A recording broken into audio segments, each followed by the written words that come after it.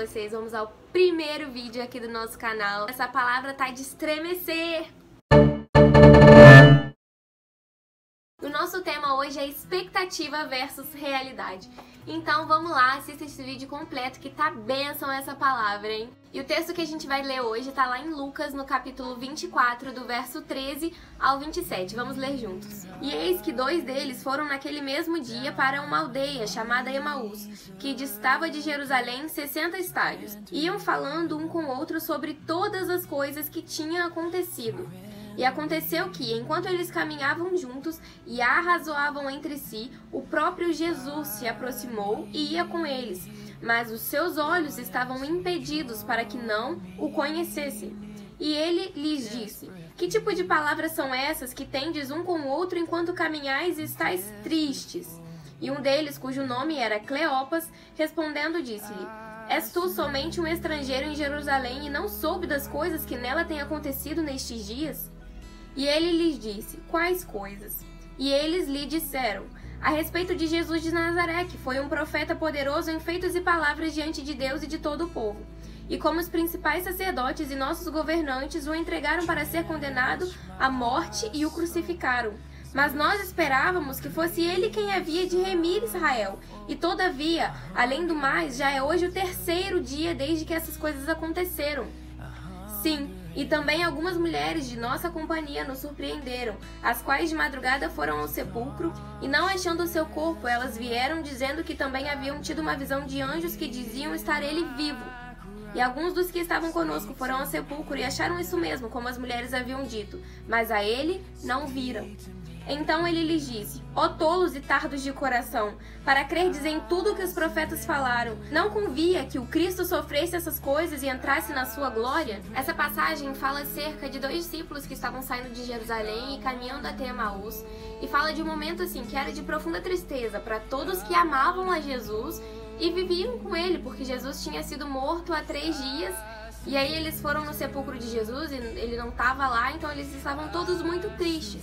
E para estes discípulos não era diferente. Eles estavam profundamente tristes, como o texto que nós lemos acabou de relatar. Perceba que no decorrer do texto, além deles terem perdido uma pessoa a quem eles amavam, eles perderam também a fé e a esperança. E aí você me pergunta: por que é que você diz isso, Júlia? E eu te respondo: os 2 homens estavam na cidade de Jerusalém e decidiram sair de Jerusalém e caminhar até Emaús.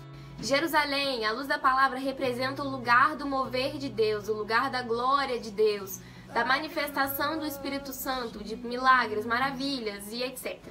Já Emaús, também à luz da palavra, tem 2 significados: algo incerto e riacho de águas quentes. Mas vamos nos contentar apenas com o primeiro. Os discípulos que viveram com Jesus, que viram tudo que Jesus era, que entenderam quem era Jesus, estavam abandonando. Naquela atitude, eles estavam abandonando todo o propósito e plano de Deus para a vida deles.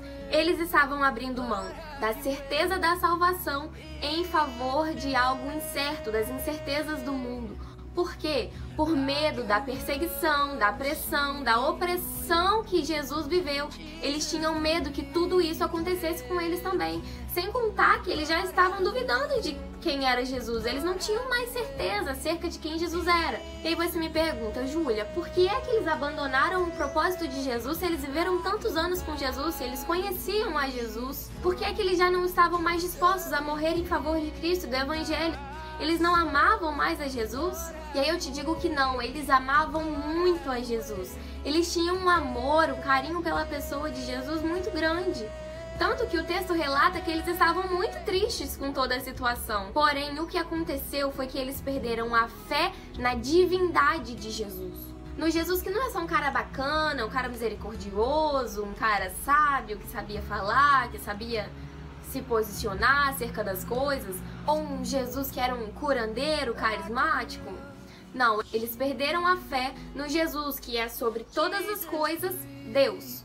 Enquanto estava na terra, Jesus disse ser Deus. Jesus se apresentou como Deus. Embora tenha sido acusado de blasfêmia por muitos, os seus discípulos e os seus seguidores tinham certeza e convicção da natureza divina de Jesus. Mas quando esses 2 discípulos foram questionados pelo próprio Jesus, até então eles não sabiam que era Jesus que estava ali falando com eles, mas quando eles são questionados sobre tudo o que aconteceu, eles responderam no verso 19, pela minha interpretação. Jesus de Nazaré, cara, aquele cara que foi perseguido, foi crucificado, aquele cara que era profeta, que falava acerca das coisas de Deus aqui nesse mundo, que fazia milagres, que curava as pessoas enfermas, que sabia falar, que sabia se posicionar, sabia que ele até dava umas filosofadas de vez em quando. Eles falaram o que Jesus fazia e o que Jesus fez, mas eles não disseram quem Jesus era. Eles não falaram Jesus. O Jesus que era Deus, o Cristo, o meu Messias morreu. Você não está sabendo de tudo que aconteceu, não. Eles não falaram.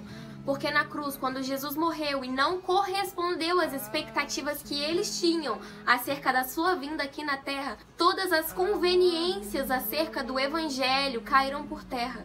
Conveniência de atribuir a Deus uma natureza divina e um propósito de salvação sumiu porque o Messias não livrou Israel da forma como eles queriam que Israel fosse salvo. Eles queriam uma libertação natural, uma libertação material, mas Jesus veio para libertar o seu povo do cativo espiritual, do juízo espiritual. Jesus veio para tomar para si mesmo o pecado da humanidade. Tá bom, Júlia. Mas de que libertação material é essa que você está falando? Que tipo de libertação que eles queriam?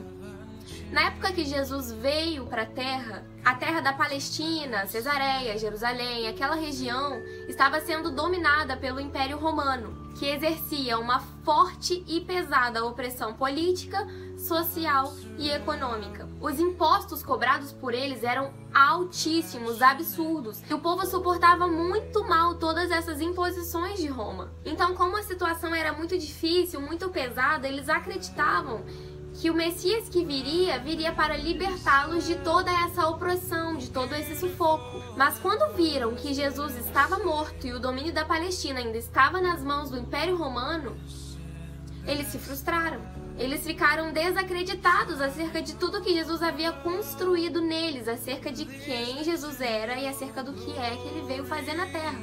Só que, como eu disse, Jesus veio para tirar o jugo espiritual, veio tirar dos nossos ombros o peso do pecado. E ele falou, no mundo tereis aflições, mas tem de bom ânimo, eu venci o mundo. E o que é que eu aprendo com esse texto? Nós podemos sonhar, nós podemos ter vontades, nós podemos ter expectativas sobre o mundo espiritual, sobre o mundo terreno, natural, mas com 2 condições. Primeira condição, nós não podemos nutrir qualquer expectativa que seja contrária ao que a palavra de Deus diz, ao que Jesus diz. Se você está aí na sua casa orando por algo que é contrário ao que a palavra de Deus diz, sinto muito te dizer, mas o papo aqui é muito reto. Ele não vai fazer. Se Deus diz na sua palavra que algo irá acontecer no mundo espiritual, no mundo natural, no mundo terreno, você não pode esperar que seja diferente daquilo que ele disse, porque você vai se frustrar.